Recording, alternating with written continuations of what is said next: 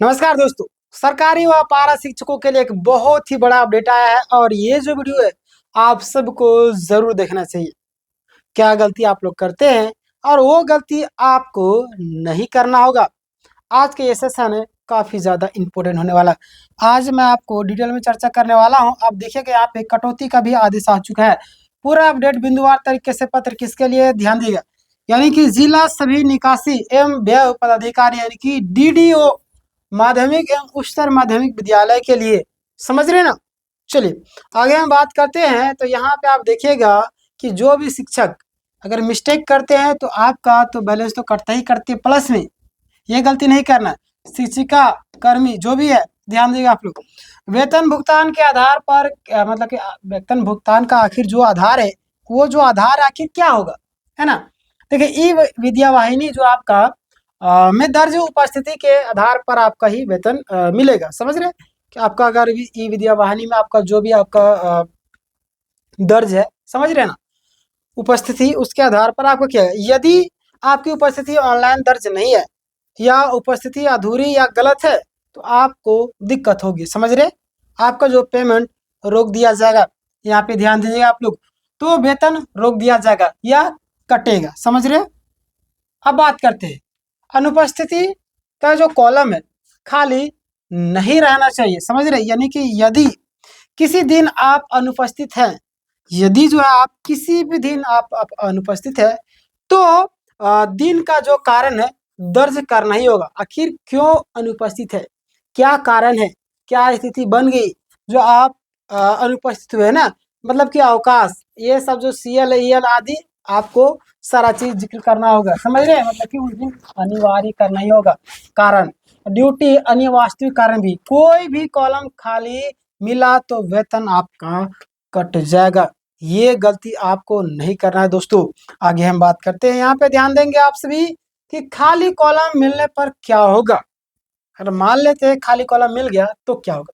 तो यहाँ पे स्पष्ट रूप से यहाँ पे लिखा हुआ है, और ध्यान भी दीजिएगा आप लोग कि जिस दिन कॉलम खाली रहेगा उस दिन का जो वेतन आपको काट करके विपत्र यानी कि सैलरी बिल तैयार किया जाएगा। जो दिन आपका वेतन खाली रहेगा मतलब कि वेतन बोल रहा है कि आपका कॉलम खाली रहेगा उस दिन का जो आपको काटा जाएगा और सैलरी बिल आपको तैयार किया जाएगा। यानी कि खाली एंट्री उस दिन का सैलरी कट होती है। जो जो दिन काम करेंगे उसी दिन का आपको पैसा मिलेगा। ये हाल हो जाएगा। समझ रहे, सरकारी नौकरी क्यों करते हैं लोग, ताकि छुट्टी भी रहे तो भी मौज काटे, पैसा आते रहे। समझ रहे।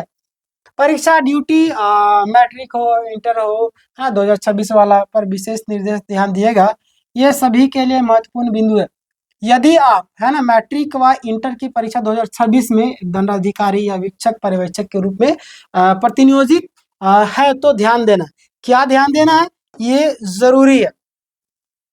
यदि आप है ना, यदि आप मैट्रिक या इंटर जो भी आपका एग्जाम उसमें आप काम कर रहे हैं तो आदेश में लिखा था कि जिस दिन परीक्षा हो उस दिन प्रतिनियोजन, है ना। तो परीक्षा वाले दिन ही सही, समझ रहे कि परीक्षा वाले दिन ही सही, लेकिन बाकी दिन है ना, परीक्षा वाले दिन तो आपको समझिए कि आपका माफी है, लेकिन बाकी दिन जो है आपका, समझ रहे किधर चला गया। हाँ बाकी दिन में आपको लिखना जरूरी है। समझे, विद्यालय आना अनिवार्य है। ठीक है, यानी कि अगर नहीं गए तो उन दिनों का जो वेतन आपको काट करके मिलेगा। समझिए, सरकार का काम होगा तो कोई दिक्कत नहीं, लेकिन अगर खुद का काम है तो दिक्कत होगा। देखिए स्थिति 2, यदि आदेश में लिखा है परीक्षा अवधि तक प्रतिनियोजन, यानी कि परीक्षा जब तक होगी तब तक के लिए, तो पूरी परीक्षा अवधि समाप्त किए जाने तक है ना सुरक्षित आपको मानी जाएगी। क्लियर। ये अगला आपके सामने आता है कि इसीलिए आप लोग जितने भी कैंडिडेट है ना, आपका प्रतिनियोजन पत्र किस प्रकार का था उसी पर निर्भर करेगा। समझ रहे। अब बात करते हैं डीडीओ की जो जिम्मेदारी है वो क्या है। पात्र में यानी कि पत्र में आपको साफ साफ लिखा है कि यदि वित्तीय गड़बड़ी हुई, समझ रहे हैं, या गलत वेतन भुगतान हुआ तो संबंधित डीडीओ व्यक्तिगत रूप से जिम्मेदार होंगे और उन पर कार्रवाई भी की। अगर कुछ भी में गड़बड़ी पाई थी तो यह आपका डीडीओ जिम्मेदार होगा, व्यक्तिगत रूप से उस पर आपको कार्रवाई भी की जाएगी। समझ रहे। तो ये ना सोचिए कि हमारा कुछ नहीं होगा, ये नहीं, सभी के लिए नियम कानून समान है, इसलिए वेतन बिल बहुत सख्ती से बनेगा। समझ रहे। अब बात करते हैं, अब यह जो है ना मतलब आदेश केवल हाई स्कूल के लिए है या क्या है? तो ये जो पत्र है आपका माध्यमिक एवं उच्चतर माध्यमिक के लिए, समझ रहे। लेकिन व्यवहार में, है ना, आपका प्राइमरी हो गया, फिर आपका उच्च प्राइमरी यानी अपर प्राइमरी हो गया, पारा शिक्षक हो गए, सहायक आचार्य हो गए आदि, उनकी भी परीक्षा ड्यूटी लगी थी और उपस्थिति में भी गड़बड़ी है, समझ रहे। तो भविष्य में उन पर भी ऐसे नियम आपको लगाया जाएगा, यानी कि लागू होगा, समझ रहे। तो ये आपको ध्यान देना। अब सहायक आचार्य की जो स्थिति है वो क्या है, ध्यान दिएगा। कई सारे यहाँ पे ध्यान दीजिए आप लोग कि अभी कई जगह में सैलरी शुरू नहीं हुई है, लेकिन यदि स्थिति रिकॉर्ड में त्रुटि है तो भविष्य में सैलरी बनते समय आपको कटौती हो सकती है ना। भविष्य में जो आपका सैलरी बनेगा उस समय आपको काटा जाएगा, तो इस चीज का भी ख्याल आपको रखना है। अब बात करते हैं मुख्य खतरा क्या है ना। मुख्य खतरा आखिर क्या है, तो आप यहाँ पे ध्यान देंगे कि ई विद्या वाहिनी में खाली कॉलम परीक्षा, जो खाली कॉलम रहेगा उससे दिक्कत होगा।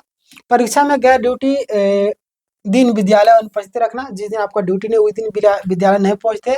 अवकाश दर्ज नहीं कराना, अवकाश दर्ज नहीं तो इन कारणों से फरवरी 2026 को वेतन जो आपका काट दिया जाएगा, है ना, सैलरी में कटौती की जाएगी। अब अभी आपको क्या करना है, सबसे बड़ा सवाल कि अब आपको क्या करना।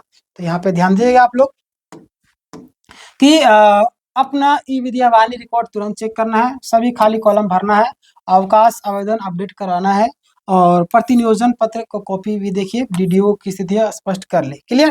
तो ये सारी चीजें जो आप सभी को ध्यान देना था। निष्कर्ष के तौर पर कुछ चीजें अगर मैं आपको बताना चाहूँ तो आप सभी यहाँ पे ध्यान दीजिएगा कि अभी जो आपका वेतन है ना, वेतन अब केवल वास्तविक उपस्थिति के आधार पर मिलेगा आपको, यानी कि खाली कॉलम पर वेतन कटौती, परीक्षा ड्यूटी है उसमें आपका वेतन नहीं कटेगा, पर गैर ड्यूटी में आपका वेतन कट जाएगा, है ना। विद्यालय जाना अति आवश्यक है यदि आदेश में स्पष्ट ना हो तो, है ना। डीडीओ के सख्त निर्देश है। तो ये सारी चीजें जो है वो आप सबको ध्यान देना अति आवश्यक है, समझ रहे।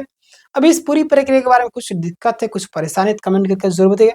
इस वीडियो को चाहे तो आप शेयर कर सकते हैं ग्रुप वगैरह हमारे दोस्तों में, और चैनल में अगर नए होंगे सब्सक्राइब करिए, क्योंकि यहाँ पे आपको लेटेस्ट अपडेट सबसे पहले दी जाती है। मिलते हैं नेक्स्ट वीडियो में नेक्स्ट अपडेट के साथ में, तब तक के लिए धन्यवाद।